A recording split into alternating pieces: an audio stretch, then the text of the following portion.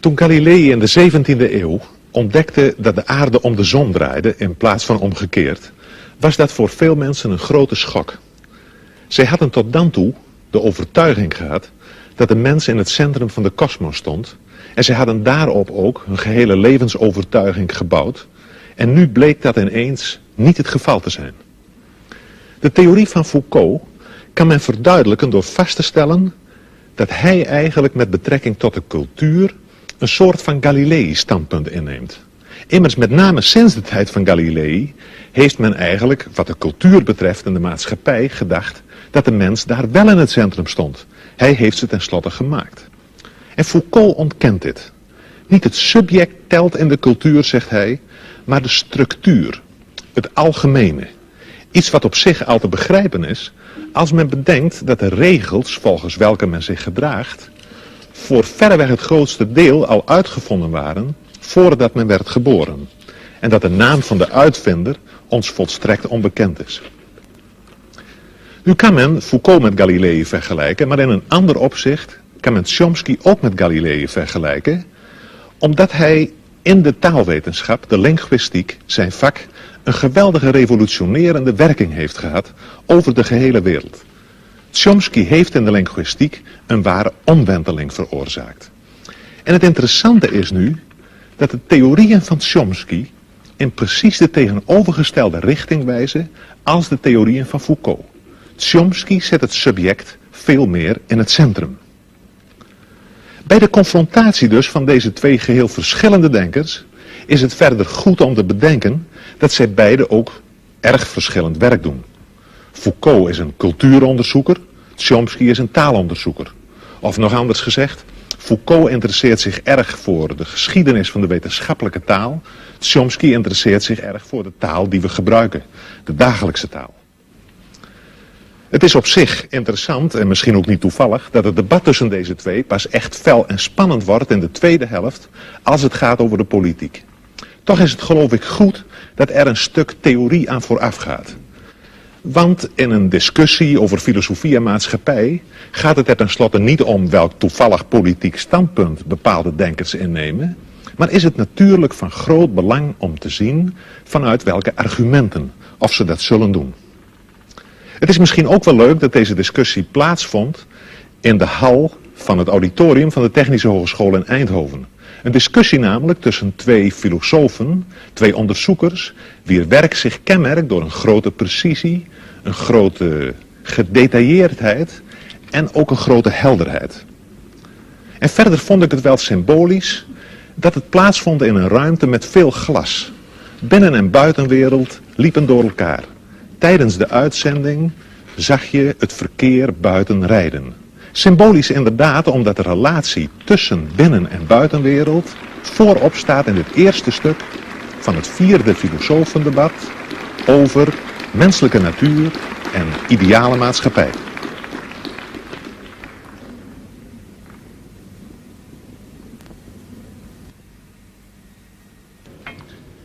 Ladies and gentlemen, welcome at the 4th debate of the International Philosophers Project. Tonight's debaters are Mr. Michel Foucault of the Collège de France and Mr. Noam Chomsky of the Massachusetts Institute of Technology. Both philosophers have points in common and points of difference. Perhaps the best way to compare both philosophers is to look at them as mountain diggers working at the opposite sides of the same mountains with different tools without knowing even if they are working in each other's direction. All learning concerning man, ranging from history to linguistics and psychology, are faced with the question whether in the last instance we are the product of all kinds of external factors, or if in spite of our differences we have something we could call a common human nature by which we can call each other human beings.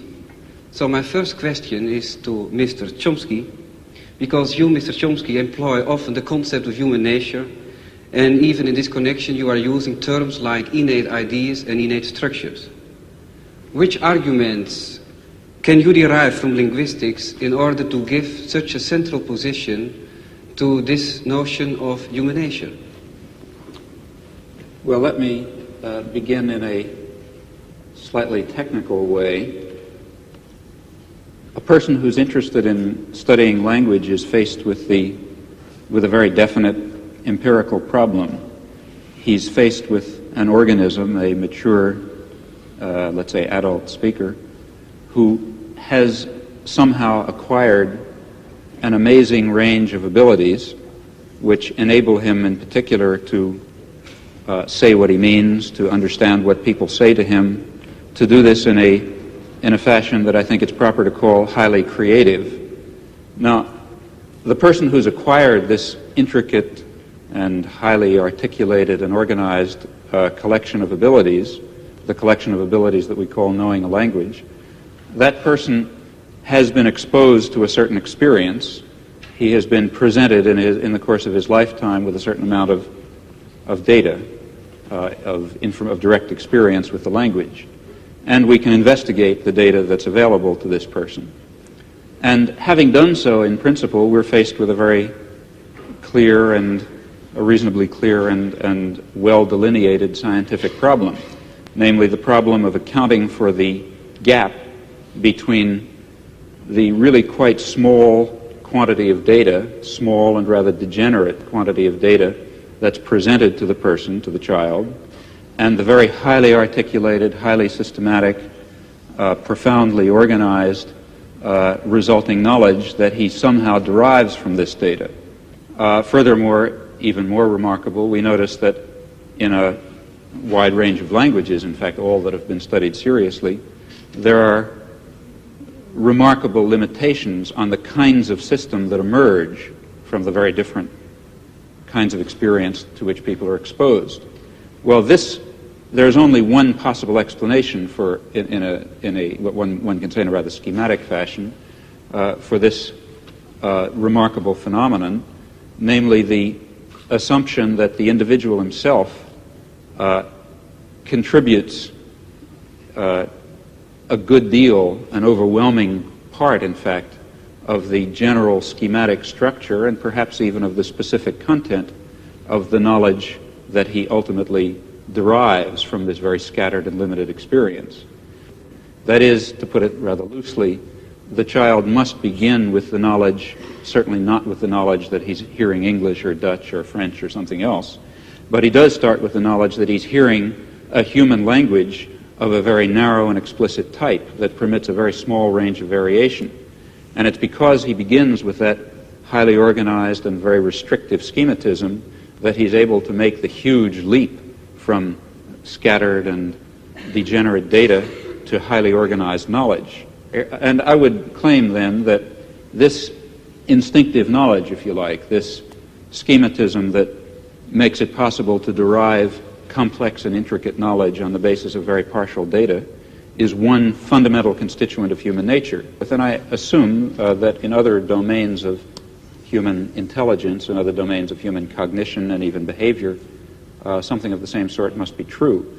Well, the collection of this mass of innate schematisms, innate organizing principles, which guides our social and intellectual and individual behavior, that's what I mean to refer to by the concept of human nature.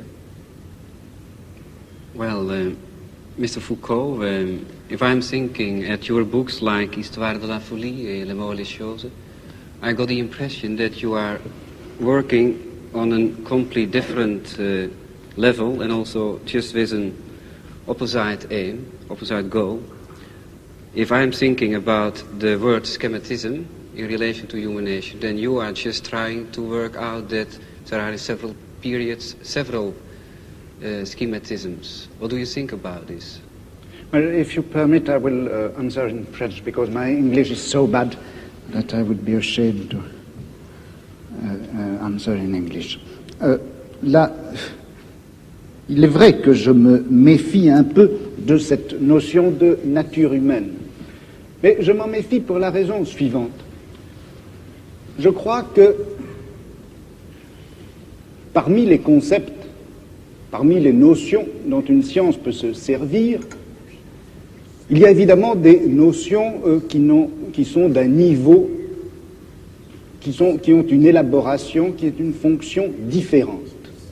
Par exemple, prenons le cas de la biologie. À l'intérieur, dans le domaine de la biologie, vous avez des concepts qui sont plus ou moins bien établis, comme le concept de réflexe. Bon.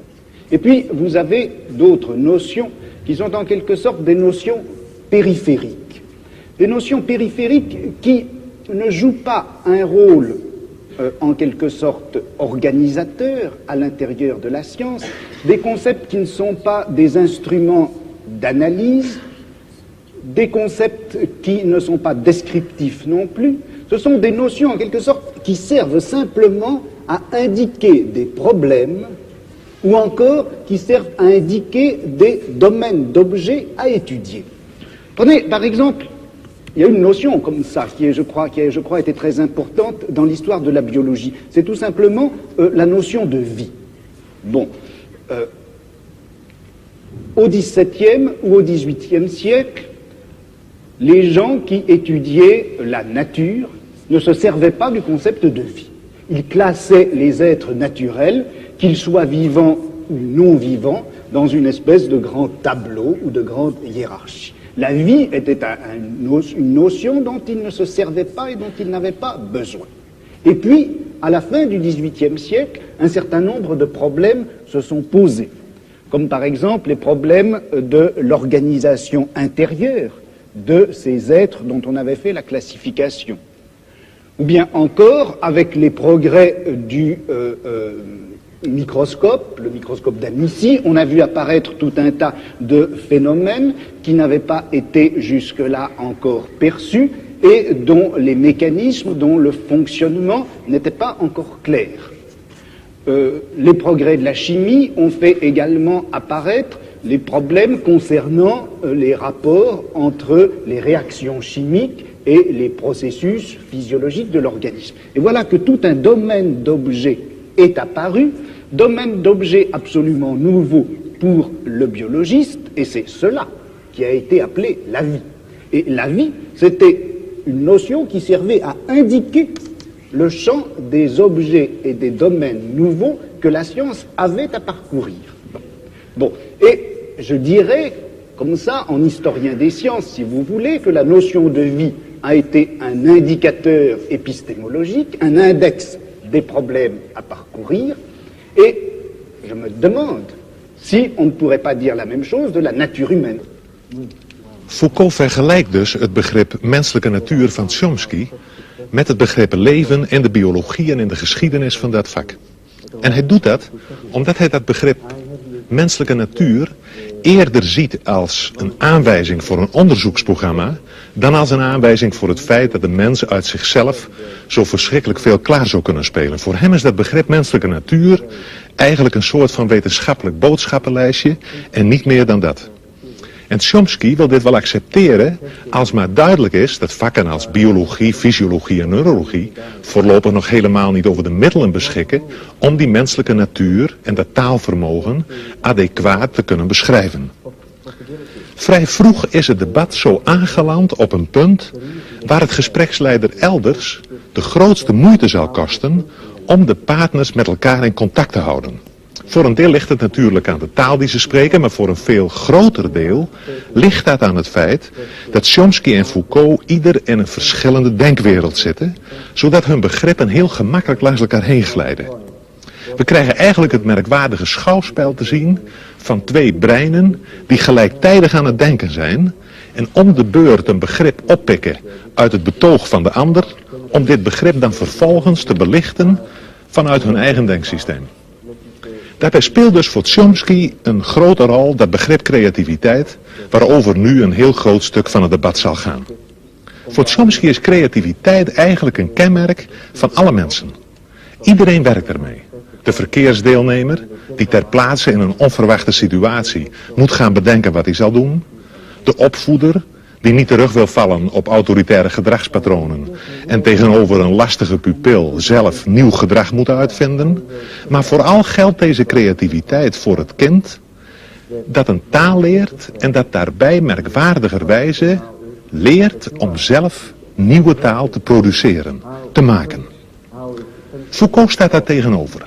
Hij vraagt voortdurend de aandacht voor het zogenoemde epistemologische veld waarbinnen de menselijke activiteit plaatsvindt.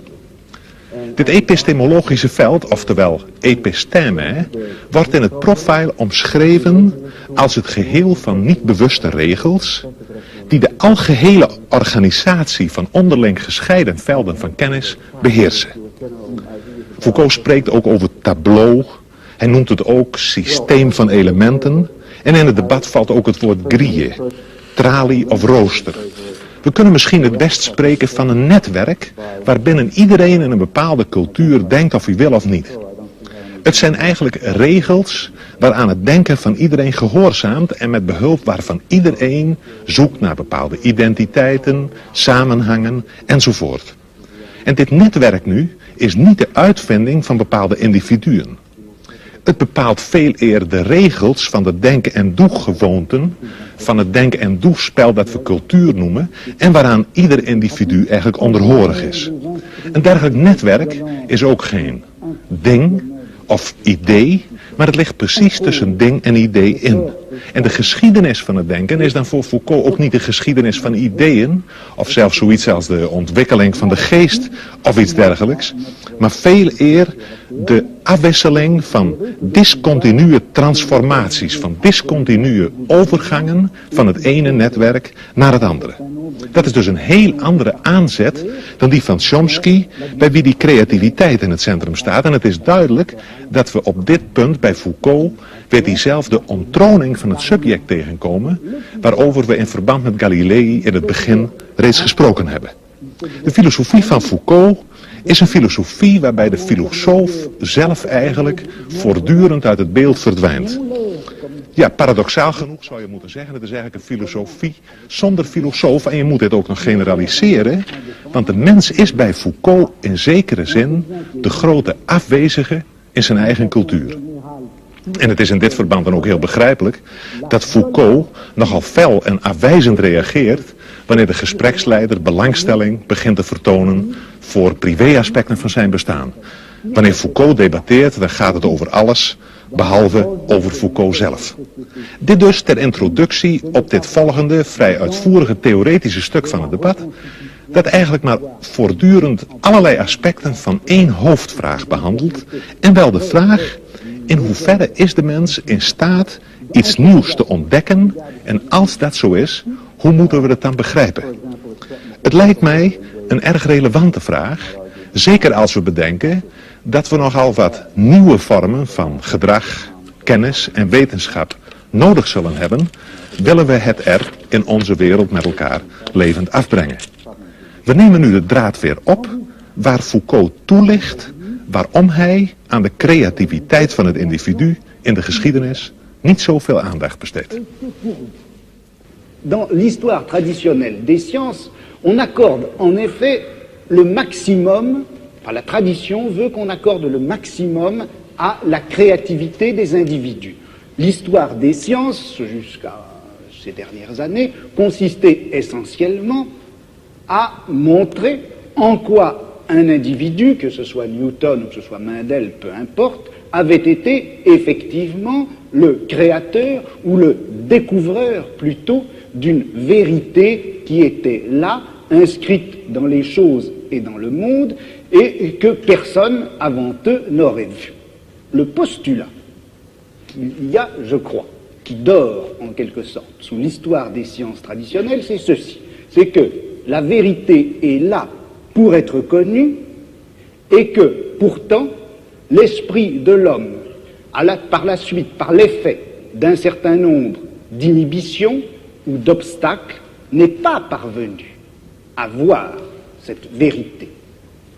L'esprit de l'homme est fait pour voir la vérité et un obstacle contingent l'en empêche. Cet obstacle, ça peut être, eh bien, selon les historiens, les conditions économiques et sociales, ou ça peut être la forme des mentalités, ou ça peut être la crédulité les vieux thèmes et mythes religieux, par exemple, ou moraux, enfin tout ceci qui constitue comme les obstacles, les écailles sur les yeux de celui qui voudrait voir. Mais en droit, l'esprit est fait pour voir, en droit, l'esprit est fait pour avoir accès à la vérité. Dans cette conception traditionnelle de l'histoire des sciences, d'une part, si vous voulez, on donne toute la créativité à l'individu, qui est en droit possesseur de la vérité, et puis on la lui retire par le système des obstacles qui viennent d'une façon tout à fait contingente l'empêcher de saisir, de formuler, de construire cette vérité à laquelle il a droit en principe. Bon. Alors, moi, le problème qui s'est posé à moi, c'était précisément un peu l'inverse. Parce que qu'est-ce qui se passe quand on assiste à une grande transformation scientifique?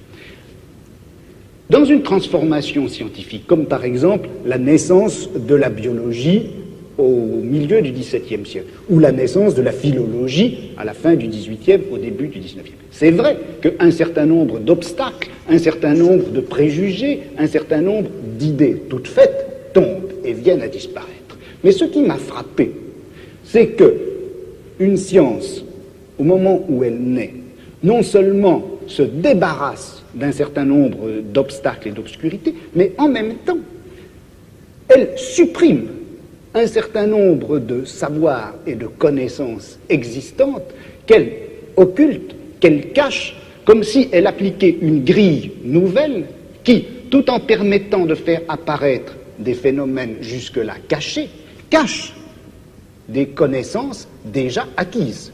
Donc, une science, le progrès d'une science, l'acquisition d'une science, c'est pas simplement l'oubli des vieux préjugés, ce sont pas simplement les obstacles qui tombent, c'est une véritable nouvelle grille qui cache un certain nombre de choses et du coup fait apparaître. Donc, quand je critique la notion de créativité, je veux dire par là que, en fait, la vérité ne s'acquiert pas comme une sorte de création continue et cumulée, mais comme un jeu de grilles qui s'appliquent les unes sur les autres, cachées. I think in part we're slightly talking in cross purposes because of a different use of the term creativity. In fact, I should say that my use of the term creativity is a little bit idiosyncratic, and therefore the onus falls on me, not on you in this case. But when I speak of creativity, I'm not attributing to the concept the notion of value that is normal when we speak of creativity. That is, when you speak of scientific creativity, you're speaking properly of the achievements of a Newton. But in the context in which I've been speaking about creativity, it's a normal human event. I'm speaking of the kind of creativity that any child demonstrates when he is able to come to grips with a new situation, describe it properly, react to it properly, tell us something about it, think about it in a new fashion for him, and so on.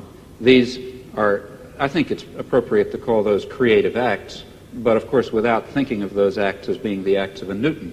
It's the lower levels of creativity that I've been speaking of. Now, as far as what you say about the history of science is concerned, I think that's correct and illuminating, and particularly relevant, in fact, to the kinds of enterprise that I see lying before us in psychology and linguistics and the philosophy of mind.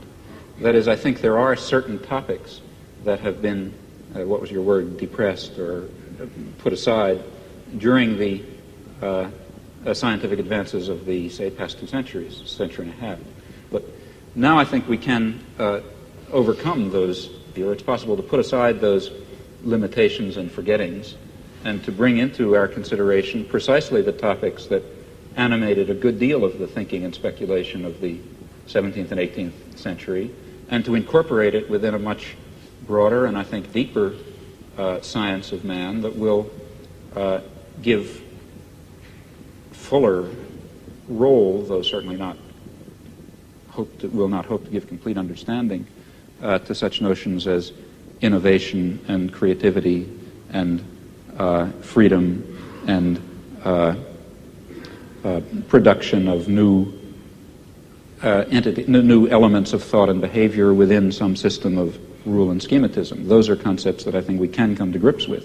Je crois qu'entre ce qu'a dit M. Chomsky à l'instant et puis ce que j'essaie de montrer, il y a en réalité beaucoup de ressemblances. C'est-à-dire qu'il n'y a en fait de création possible, d'innovation possible. On ne peut, dans l'ordre du langage ou dans l'ordre du savoir, produire quelque chose de nouveau qu'en mettant en jeu un certain nombre de règles qui vont définir l'acceptabilité ou la grammaticalité des énoncés, ou qui va définir, dans le cas du savoir, la scientificité des énoncés. Alors, disons en gros que les linguistes avant M. Chomsky ont surtout insisté sur les règles de construction des énoncés et moins sur l'innovation que représente tout énoncé nouveau ou l'audition d'un énoncé nouveau. Et puis, dans l'histoire des sciences ou dans l'histoire de la pensée, on avait beaucoup plus l'habitude d'insister sur la création individuelle et on avait tenu à l'écart, on avait laissé dans l'ombre ces espèces de règles communes, générales, qui sont en œuvre obscurément à travers toute découverte scientifique, toute invention scientifique, ou même d'ailleurs toute innovation philosophique. Des règles non seulement linguistiques, mais épistémologiques, et qui caractérisent le savoir contemporain. Well, I think perhaps I can try to react to those comments within my own framework in a way which maybe will shed some light on this. How is it that we're able to construct any kind of scientific theory at all? How is it that given a small amount of data, it's possible for various scientists, for various geniuses even over a long period of time, to arrive at some kind of a theory, at least in some cases, that is more or less profound and more or less empirically adequate? This is a remarkable fact. And in fact, if it were not the case that these scientists, including the geniuses, if they didn't have built into their minds somehow, obviously unconscious, specification of what is a possible scientific theory, then this inductive leap would certainly be quite impossible. Just as if each child did not have built into his mind the concept of human language in a very natural way, in a very narrowing way, then the inductive leap from data to knowledge of a language would be impossible. So even though the process of, let's say, deriving knowledge of physics from data is far more complex, far more difficult for us, for organisms such as us, far more drawn out in time, requires intervention of genius and so on and so forth, nevertheless, in a certain sense, the achievement of discovering physical science, or biology or whatever you like, is based on something rather similar to the achievement of the normal child in discovering the structure of his language. That is, it must be achieved on the basis of an initial limitation, an initial restriction on the class of possible theories. And the fact that science converges and progresses, that itself shows us that such initial limitations and structures exist. That is, I don't think that scientific progress is simply a matter of a cumulative addition of new knowledge and absorption of new theories and so on. Rather, I think it has this sort of jagged pattern that you described, forgetting certain problems and leaping to new theories and so on and so forth. Et transformant les mêmes connaissances. Right. But I think that the explanation for that, so I think one can perhaps hazard an explanation for that fact. And oversimplifying grossly, I really don't mean what I'm now going to say literally. It's as if, as human beings, a particular biologically given organism, we have in our heads, to start with, a certain set of possible intellectual structures, possible sciences. Okay? Now, in the lucky event that some aspect of reality happens to have the character of one of these structures in our mind, then we have a science. And it's because of this limitation, initial limitation in our minds to a certain kind of possible science, it's precisely that provides the tremendous richness and creativity of scientific knowledge. That is, if it were not, it's important to stress that, this has to do with your point about limitation and freedom. If it were not for these limitations, we would not have the creative act of going from a little bit of knowledge, a little bit of experience, to a rich and highly articulated and complicated array of knowledge. It's precisely because of that that the progress of science, I think, has the erratic and jagged and transformational character that you describe. And that doesn't mean that everything is ultimately going to fall within the domain of science. Quite the contrary. Personally, I believe that many of the things we would like to understand, and maybe the things we would most like to understand, such as the nature of man or the nature of a decent society or lots of other things, might really fall outside the scope of possible human sciences. Well, I think we have now two questions out of this statement. One question is, if you can agree, Mr. Foucault, do you agree with the statement about a combination of limitation, fundamental limitation? Not a combination. C'est pas une affaire de combinaison. Il n'y a de créativité possible qu'à partir d'un système de règles. Ce n'est pas un mélange de régularité et de liberté. Une liberté ne s'exerce réellement que sur fond et à partir d'un réseau de régularité. Le problème, alors là, que je me pose, et où je ne suis pas peut-être tout à fait d'accord avec M. Chomsky, c'est lorsqu'il place ces régularités à l'intérieur, en quelque sorte, de l'esprit ou de la nature humaine. Je me demande si le système de régularité, de contraintes, qui rendent possible une science, on ne peut pas les trouver ailleurs, en dehors même de l'esprit humain, dans des formes sociales, dans des rapports de production, dans des luttes de classe, etc. Mais quand même, qu'est-ce que la raison pour vous de parler de temps en temps de la mort de l'homme ou du fin de la période 19e, 20e siècle, n'est-ce pas? Mais ça n'a pas de rapport avec ce que nous disons, là. Ah, je ne sais pas, parce que je pense à...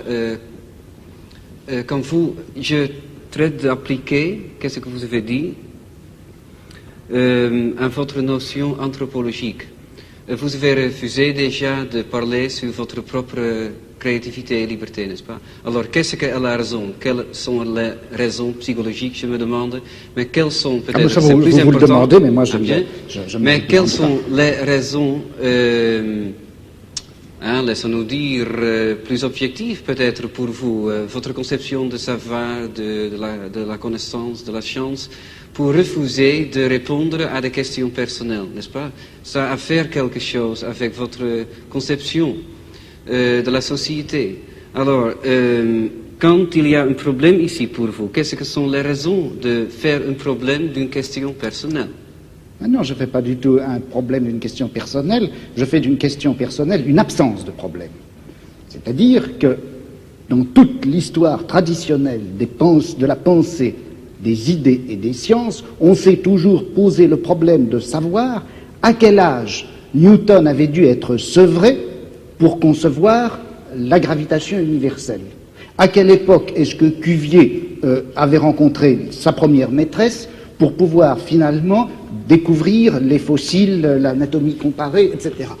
Ce genre d'analyse, enfin que je caricature, ce genre d'analyse est, je crois, sans intérêt. Il est beaucoup plus intéressant de saisir les transformations d'un savoir en général à l'intérieur à la fois du domaine général des sciences et également de ce domaine en quelque sorte vertical que constitue une société, une culture, une civilisation à un moment donné. Et quand on saisit l'ensemble de la transformation, à ce moment-là, eh bien, on s'aperçoit que les petits événements individuels de la vie du savant n'est pas important. Opnieuw verdwijnt in deze laatste opmerking van Foucault het individuele leven van de geleerde onderzoeker uit het beeld. Maar hoe zit het dan met de verhouding van de mens tot zijn cultuur als het gaat over de politiek en misschien zelfs over de vraag hoe je die cultuur en die maatschappij kunt veranderen? Immers, men kan wel laten zien dat in de geschiedenis van de wetenschap en in de geschiedenis van de cultuur de inbreng van het individu een vrijwel te verwaarlozen rol speelt. De vraag, hoe moet ik handelen, de politieke vraag, blijft desalniettemin recht overeind staan. En het zal na het voorgaande misschien al duidelijk zijn dat die politieke vraag in het perspectief van Foucault heel sterk wordt tot de vraag: in hoeverre kan de mens ontsnappen aan zijn eigen cultuur? Daarbij is het wel van belang om op te merken dat Foucault zich helemaal niet wil distancieren van de politiek. Integendeel, hij zegt ergens, wat zou ik ideologisch verblind moeten zijn om me niet te interesseren voor datgene wat het meest wezenlijke is in het menselijk bestaan. Economische verhoudingen, machtsverhoudingen en noem maar op. Chomsky en Foucault zijn het dus wel eens over het belang van de politieke vraagstelling. Het is misschien ook wel informatief om nog eventjes uitdrukkelijk te zeggen dat Chomsky zijn politieke standpunt betitelt als anarcho-syndicalisme. Hij is van mening dat het noodzakelijk is de verschillende vormen van kapitalisme op te heffen en te doorbreken ten bate van de directe participatie van de arbeider in arbeidersraden enzovoort. Decentralisatie, socialisatie en participatie, het zijn sleutelwoorden in het politiek programma van Chomsky. Chomsky zegt weliswaar dat hij geen noodzakelijk verband ziet tussen zijn wetenschappelijke inzichten en zijn politieke, maar uit de nu volgende openingsset blijkt dat hij regelrecht vanuit zijn wetenschappelijke opvattingen afstevend op de politiek. Zijn politieke en wetenschappelijke inzichten mogen niet logisch uit elkaar voortvloeien, ze lopen wel degelijk parallel. Well, let me begin by referring to something that I've already discussed. That is, if it is correct, as I believe it is, that a fundamental element of human nature is the need for creative work, for creative inquiry, for free creation without the arbitrary limiting effects of coercive institutions, then of course it will follow that a decent society should maximize the possibilities for this fundamental human characteristic to be realized. That means trying to overcome the elements of repression and oppression and destruction and coercion that exist in any existing society, ours for example, as a historical residue. Now, a federated, decentralized system of free associations incorporating economic as well as social institutions would be what I refer to as anarcho-syndicalism, and it seems to me that it is the appropriate form of social organization for an advanced technological society in which human beings do not have to be forced into the position of tools, of cogs in a machine, in which the creative urge, that I think is intrinsic to human nature, will in fact be able to realize itself in whatever way it will. I don't know all the ways in which it will. Je suis dans ma démarche beaucoup moins avancée, je vais beaucoup moins loin que M. Chomsky, c'est-à-dire que j'avoue n'être pas capable de définir, il n'y a plus forte raison de proposer un modèle de fonctionnement social idéal pour notre société scientifique ou technologique. En revanche, une des tâches qui me paraît urgente, immédiate, avant même toute autre chose, c'est celle-ci. On a l'habitude, du moins dans notre société européenne, de considérer que le pouvoir, il est localisé entre les mains du gouvernement et il s'exerce par un certain nombre d'institutions bien particulières qui sont l'administration, en France on appelle ça préfectorale, enfin je ne sais pas comment on dit ailleurs, l'administration, la police, l'armée. On sait que toutes ces institutions-là sont faites pour transmettre les ordres, les faire appliquer et punir les gens qui n'obéissent pas. Mais je crois que le pouvoir politique, il s'exerce encore, il s'exerce en outre, de plus, par l'intermédiaire d'un certain nombre d'institutions qui ont l'air comme ça de n'avoir rien de commun avec le pouvoir politique, qui ont l'air d'en être indépendantes et qui ne le sont pas. On sait bien que l'université, d'une façon générale, tout le système scolaire, qui en apparence est fait simplement pour distribuer le savoir, on sait que cet appareil scolaire est fait pour maintenir au pouvoir une certaine classe sociale et exclure des instruments du pouvoir toute une autre classe sociale. quelque chose comme la psychiatrie, qui en apparence aussi n'est destinée qu'au bien de l'humanité et à la connaissance des psychiatres, la psychiatrie est encore une certaine manière de faire peser un pouvoir politique sur un groupe social. La justice également. Bon, et il me semble que la tâche politique actuelle dans une société comme la nôtre, c'est de critiquer le jeu des institutions apparemment les plus neutres et les plus indépendantes, de les critiquer, de l'attaquer de telle manière que la violence politique qui s'exerçait obscurément en eux surgisse et pour qu'on puisse lutter contre elle.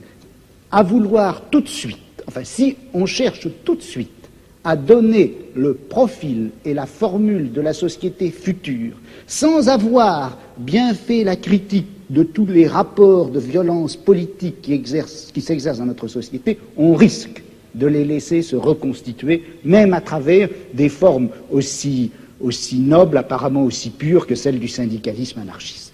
Yes, I would certainly agree with that, not only in theory but also in action. That is, there are two intellectual tasks. One, and the one which I was discussing, to try to create the vision of a future just society.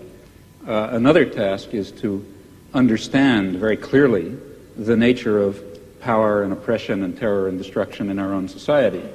And that certainly includes the institutions you mentioned, as well as the central institutions of any industrial society, namely the economic, commercial, and financial institutions, in particular, in the coming period, the great multinational corporations, which are not very far from us physically tonight. Those are the basic institutions of oppression and coercion and autocratic rule that appear to be neutral. After all, they say, well, we're subject to the democracy of the marketplace. Still, I think it would be a great shame to lose or to put aside entirely the somewhat more abstract and philosophical, if you like, task of trying to draw the connections between a concept of human nature that gives full scope to freedom and dignity and creativity and other fundamental human characteristics, and relates that to some notion of social structure in which those properties could be realized, in which meaningful human life could take place. And in fact, if we are thinking of social transformation or social revolution, though it would be absurd, of course, to try to draw out in detail the point that we're hoping to reach, still we should know something about where we think we're going. And such a theory may tell it to us. Oui, mais alors là, est-ce qu'il n'y a pas un danger? Si on dit qu'il existe une certaine nature humaine, que cette nature humaine n'a pas reçu dans la société actuelle les droits et les possibilités qui lui permettraient de se réaliser. C'est bien ce que vous avez dit, je crois. Mais si on admet cela, est-ce qu'on ne risque pas de définir cette nature humaine à la fois idéale et réelle, cette nature humaine cachée et réprimée jusqu'à présent, est-ce qu'on ne risque pas de la définir dans des termes que nous empruntons à notre société, à notre civilisation, à notre culture? Je vais prendre un exemple qui est un peu caricatural. Mais le marxisme d'une certaine époque, à la fin du XIXe, au début du XXe siècle, le marxisme admettait en effet que dans la société capitaliste, l'homme ne recevait pas toutes ses possibilités de développement et de réalisation, que la nature humaine était effectivement aliénée dans le système capitaliste. Et le marxisme rêvait d'une nature humaine enfin libérée. Or, cette nature humaine, quel modèle utilisait-il le marxisme de cette époque-là, du XIXe, du début du XXe siècle, quel modèle utilisait-il pour la concevoir, pour la rêver? C'était en réalité le modèle bourgeois. Le marxisme a considéré qu'une société heureuse, c'était une société qui faisait place, par exemple, à une sexualité de type bourgeois, à une famille de type bourgeois, à une esthétique de type bourgeois. Et c'est d'ailleurs tellement vrai que c'est comme ça que ça s'est passé en Union soviétique, où sous prétexte de réaliser une société où l'homme réaliserait enfin sa nature, on a reconstitué une espèce de société à la fois réelle et utopique qui est transposée de la société bourgeoise du XIXe siècle. De sorte que, est-ce que la notion de nature humaine, vous-même, en commençant, vous reconnaissiez, je crois qu'on ne savait pas très bien ce que c'était que cette nature humaine. Alors, est-ce qu'elle ne risque pas de nous induire en erreur? Vous savez que Mao Tse-tung parlait de nature humaine bourgeoise et de nature humaine prolétarienne, et il considère que ce n'est pas la même chose. Well, you see, I think that in the intellectual domain of political action, that is, the domain of trying to construct a vision of a just and free society on the basis of some notion of human nature, in that domain we face the very same problem that we face in immediate political action. For example, to be quite concrete, a lot of my own activity really has to do with the Vietnam War, and a good deal of my own energy goes into civil disobedience. Well, civil disobedience in the United States is an action undertaken in the face of considerable uncertainties about its effects. For example, it threatens the social order in ways which, let's say, one might argue, bring on fascism. That would be very bad for America, for Vietnam, for Holland, and for everyone else. So there's a danger, that is one danger in undertaking this concrete act. On the other hand, there's a great danger in not undertaking it. Namely, if you don't undertake it, the society of Indochina will be torn to shreds by American power. And in the face of those uncertainties, one has to choose a course of action. Well, similarly, in the intellectual domain, one is faced with the uncertainties that you correctly pose. Our concept of human nature is certainly limited, partial, socially conditioned, constrained by our own character defects and the limitations of the intellectual culture in which we exist. Yet at the same time, it's of critical importance that we have some direction, that we know what impossible goals we're trying to achieve if we hope to achieve some of the possible goals. And that means that we have to be bold enough to speculate and create social theories on the basis of partial knowledge while remaining very open to the strong possibility, in fact overwhelming probability, that at least in some respects we're very far off the mark. Well, perhaps it is interesting to go on a little bit further on this problem of strategy. So, for example, in the case of Holland, we had something like a population census. You were obliged to fill in your papers and so on, you know. So this you would call, if you are not filling in your papers, civil disobedience. Right. Now, I would be a little careful about that because going back to some very important point that Mr. Foucault made, one does not necessarily allow the state to define what is legal. Now, the state has the power to enforce a certain concept of what is legal, but power doesn't imply justice or correctness even. So the state may define something as civil disobedience and may be wrong in doing so. For example, in the United States, the state defines it as civil disobedience to, let's say, derail an ammunition train that's going to Vietnam. And the state is wrong in defining that as civil disobedience because it's legal and proper and should be done. It's proper to carry out actions that will prevent the criminal acts of the state, just as it's proper to violate a traffic ordinance in order to prevent a murder. If I was standing at a street corner and the traffic light were red, let's say I was standing in my car and I drove across the traffic light to prevent somebody from, let's say, machine gunning a group of people, of course that's not violation of law. It's an appropriate and proper action. No sane judge would convict you for such an action. Similarly, a good deal of what the state authorities define as civil disobedience is not really civil disobedience. In fact, it's legal, in fact, obligatory behavior in violation of the commands of the state, which may or may not be legal commands. So one has to be rather careful about calling things illegal, I think. Oui, mais alors là, je voudrais vous poser une question. Quand aux États-Unis, lorsque vous faites une action franchement illégale, which I regard as illegal, not just the state. No, when the state's an The action state that regards the as illegal. state considers as illegal. Yeah. Est-ce que vous faites cette action parce que vous la trouvez I understand. juste Yeah. en vertu d'une justice idéale, ou bien est-ce que vous la faites parce que Yeah. la guerre de classe Yes. la rend utile et nécessaire? Well, Est-ce que vous vous référez à une justice idéale? Voilà again, le problème. very often when I do something which the state regards as illegal, I regard it as legal. Yes, that's Because I regard the state as criminal.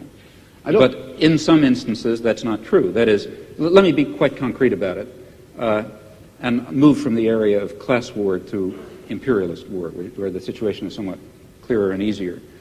Take international law, a very weak instrument as we know, but nevertheless it incorporates some rather interesting principles. Well, international law, in many respects, is the instrument of the powerful.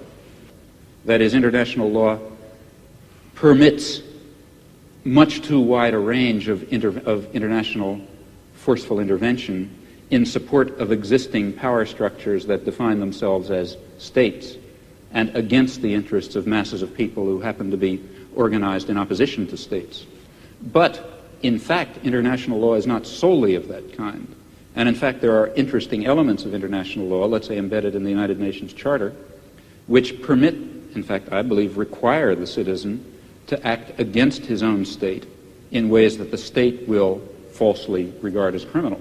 But nevertheless, he's acting legally, because international law also happens to prohibit the threat or use of force in international affairs, except under some very narrow circumstances, of which, for example, the war in Vietnam is not one, which means that in the particular case of, let's say, the Vietnam War, the one that interests me most, the American state is acting in a criminal capacity, and people have the right to stop criminals from murdering people. Just because the criminal happens to call your action illegal when you try to stop him, that doesn't mean it is illegal. I mean, a perfectly clear case of that is the present case of the Pentagon Papers in the United States, which I suppose you know about. Reduced to its essentials and forgetting legalisms, what is happening is that the state is trying to prosecute people for exposing its crimes. That's what it amounts to. C'est donc au nom d'une justice plus pure que vous critiquez le fonctionnement de la justice. Parce que c'est pour moi, si vous voulez, important de savoir ça, parce que nous avons actuellement en France un débat sur le problème de la justice et à propos de l'institution d'un tribunal populaire à propos de la justice. Vous connaissez le problème. Et un certain nombre de gens, comme Sartre par exemple, pensent que pour faire actuellement la critique du système pénal en France, ou pour faire la critique des pratiques policières, de la manière dont la police se conduit, il faut faire une sorte de tribunal qui, au nom d'une justice idéale, d'une justice supérieure, d'une justice humaine en général, condamnera la pratique des juges français ou des policiers français. Et puis, il y a un autre groupe de gens, et je me sens, je travaille avec ces gens-là, qui disent non, il ne faut pas faire cela parce que quand vous vous référez à la justice idéale que le tribunal serait censé appliquer, vous vous référez en fait à un certain nombre d'idées de justice qui ont été formées à notre époque par un certain groupe d'individus qui sont eux-mêmes, malgré tout, d'une façon directe ou indirecte, les produits de la société dans laquelle nous nous trouvons.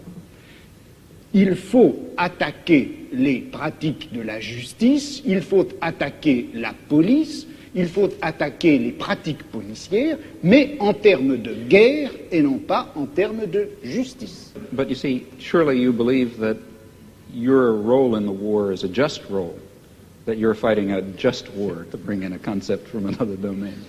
And that, I think, is important. If you thought that you were fighting an unjust war, you couldn't follow that line of reasoning. And I would like to slightly reformulate what you said. It doesn't seem to me that the difference is between legality and ideal justice. It's rather between legality and better justice. Now, this better system may have its defects, certainly will. But comparing the better system with the existing system and not being confused into thinking that our better system is the ideal system, we can then argue, I think, as follows, that the concept of legality and the concept of justice are not identical. They're not entirely distinct either. Insofar as legality incorporates justice in this notion, in this sense of better justice, referring to a better society, then we should follow and obey the law, and force the state to obey the law, and force the great corporations to obey the law, and force the police to obey the law, if we have the power to do so. Of course, if in those areas where the legal system happens to represent not better justice, but rather the techniques of oppression that have been codified in a particular autocratic system, well, then a reasonable human being should disregard and oppose them, at least in principle. He may not, for some reason, do it in fact. Alors, je voulais simplement répondre à votre toute première phrase, quand vous avez dit « Mais la guerre que vous faites contre la police, si vous ne considériez pas qu'elle est juste, vous ne la feriez pas. » Alors, je vous répondrai un peu en termes de Spinoza, je vous dirai « Le prolétariat ne fait pas la guerre à la classe dirigeante parce qu'il considère que cette guerre est juste, le prolétariat fait la guerre à la classe dirigeante parce qu'il veut, pour la première fois dans l'histoire, prendre le pouvoir. Et c'est parce qu'il veut prendre le pouvoir qu'il considère que sa guerre est juste. Yeah, I don't agree On fait la guerre pour gagner et pas parce qu'elle est juste. I don't personally agree with that. For example, if I could convince myself that attainment of power by the proletariat would lead to a terroristic police state in which freedom and dignity and decent human relations would be destroyed, then I wouldn't want the proletariat to take power. In fact, the only reason for wanting any such thing, I believe, is because one thinks, rightly or wrongly, that some fundamental human values will be achieved by that transfer of power. Alors, je vous répondrai ceci. Quand le prolétariat prendra le pouvoir, il se peut bien que le prolétariat exerce à l'égard des classes dont il vient de triompher, il exerce un pouvoir violent, dictatorial et même sanglant. Je ne vois pas quelle objection on peut faire à cela. Maintenant, vous me direz, et si le prolétariat exerce ce pouvoir sanglant, tyrannique et injuste à l'égard de lui-même, le prolétariat?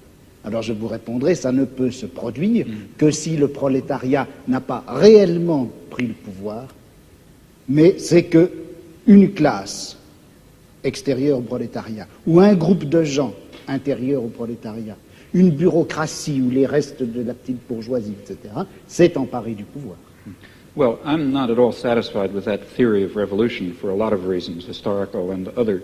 But even if one were to accept it for the sake of argument, still that theory is maintaining that it is proper for the proletariat to take power and exercise it in a violent and bloody and unjust fashion because it is claimed, in my opinion falsely, that will lead to a more just society in which the state will wither away, in which the proletariat will be a universal class, and so on and so forth. If it weren't for that further justification, the concept of a dictatorship of the proletariat, violent and bloody, would certainly be unjust. At least I, for example, am not a committed pacifist.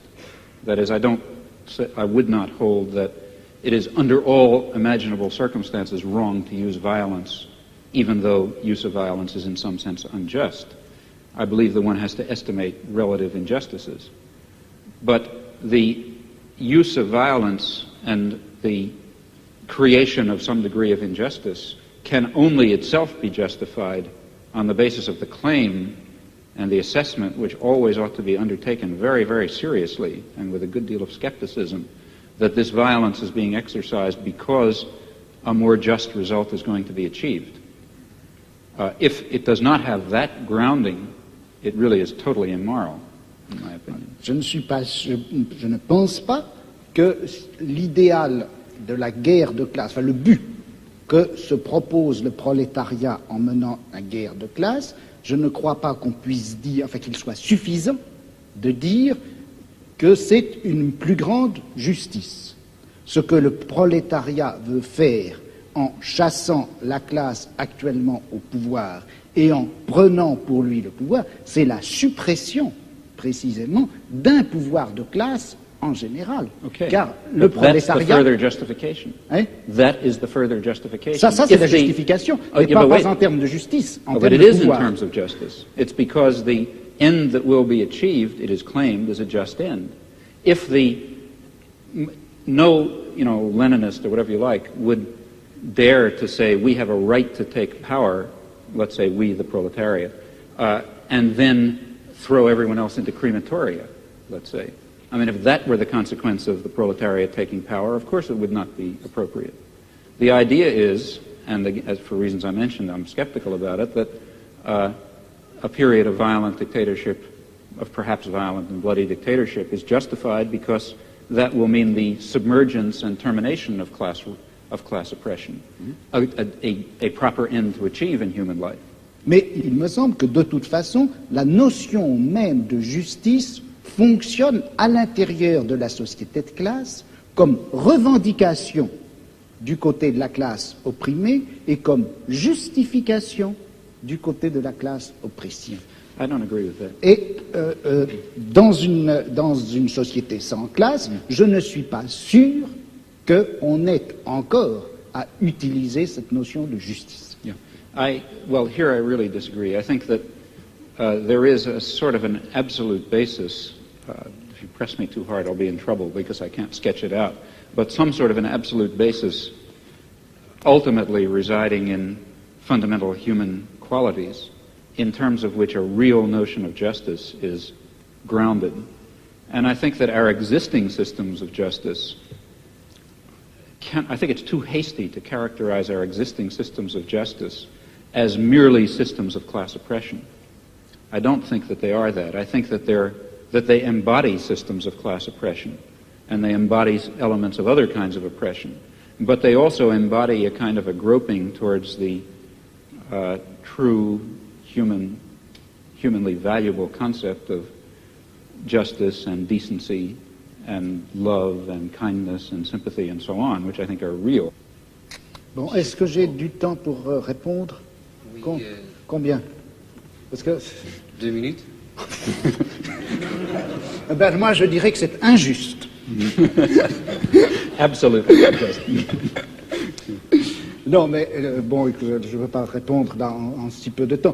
Je dirais simplement ceci. Je ne peux pas m'empêcher, contrairement à ce que vous pensez, je ne peux pas m'empêcher de croire que cette notion de nature humaine, cette notion de bonté, de justice, d'essence humaine, de réalisation de l'essence humaine, tout ça, ce sont des notions et des concepts qui ont été formés à l'intérieur de notre civilisation, dans notre type de savoir, dans notre forme de philosophie, et que par conséquent, ça fait partie même de notre système de classe, et qu'on ne peut pas, aussi regrettable que ce soit, on ne peut pas faire valoir ces notions pour décrire ou justifier un combat qui doit en principe bouleverser les fondements mêmes de notre société. Il y a là une extrapolation dont je n'arrive pas à trouver la justification historique. Well, I think we can start immediately the discussion. And Mr. Chomsky, I would ask you one question. In your discussion, you had the vocabulary proletariat. We, as proletarian, it's the irony of history that at the moment, young intellectuals coming from middle class and upper class call themselves proletarians and say we must join the proletarians. But I don't see any class-conscious proletarians. That's a great dilemma. It is not true in our given society that all people are doing useful, productive work or self-satisfying work. Obviously, it's very far from true. Those people. Lots of people who are excluded from the possibility of productive labor. And I think the revolution, if you want, should be in the name of all human beings, but it will have to be conducted by certain categories of human beings, and those will be, I think, the human beings who really are involved in the productive work of society. Now, what that is will differ depending on the society. In our society, it, I think, includes intellectual workers. So I think that the student revolutionaries, if you like, have a point, a partial point. That is, it's a very important thing in a modern, advanced industrial society. It's very important how the trained intelligentsia identify themselves, if they're going to be technocrats, let's say, or servants of either the state or private power, or alternatively, whether they're going to identify themselves as part of the workforce who happen to be doing intellectual labor. If the latter, then they can and should play a decent role in a progressive social revolution. If the former, then they're part of the class of the oppressors. I have an additional, one small additional question or more remark to you. That is that you, with your very courageous attitude towards the war in Vietnam, how can you survive in an institution like MIT, which is known here as one of the great war contractors and intellectual makers of this war? There are two aspects to that. One is the question how MIT tolerates me, and the other question is how I tolerate MIT. Well, as to how MIT tolerates me, here again I think one shouldn't be overly schematic. It's true that MIT is a major institution of war research, but it's also true that it embodies very important libertarian values, which are, I think, quite deeply embedded in American society, fortunately for the world. They're not deeply embedded enough to save the Vietnamese, but they're deeply enough embedded to prevent far worse disasters. And here I think one has to be a bit qualified. That is, there is imperial terror and aggression, there is exploitation, there is racism, lots of things like that. But there's also a real concern coexisting with it for individual rights of a sort which, for example, are embodied in the Bill of Rights, which is by no means simply an expression of class oppression. It is also an expression of the necessity to defend the individual against state power. Now, these things coexist, you know. It's not that simple. It's not just all bad or all good.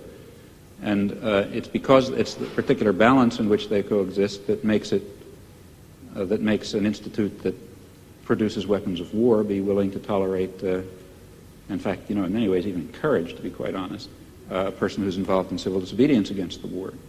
Now, as to how I tolerate MIT, that raises another question. There are people who argue, and I've never understood the logic of this, that a radical ought to dissociate himself from all oppressive institutions. That is, the logic of that argument is that Karl Marx shouldn't have studied in the British Museum, which, if anything, was the symbol of, you know, the most vicious imperialism in the world, the place where all the treasures of empire were gathered, you know, the rape of the colonies was all poured in there, and so on and so forth. But I think Karl Marx was quite right in studying in the British Museum. He was right in using the resources and, in fact, the liberal values of the civilization that he was trying to overcome against it. And I think the same applies in this case. But aren't you afraid that your presence at MIT gives them a clean conscience? I don't see how, really. I mean, I think my presence at MIT serves marginally to, I hope a lot, I don't know how much, to increase student activism against a lot of the things that MIT stands for example. Ladies and gentlemen, I think this has to be the end of the debate.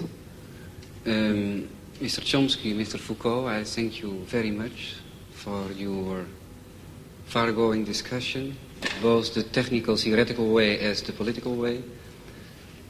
I thank you very much both as a part of the audience here and at home.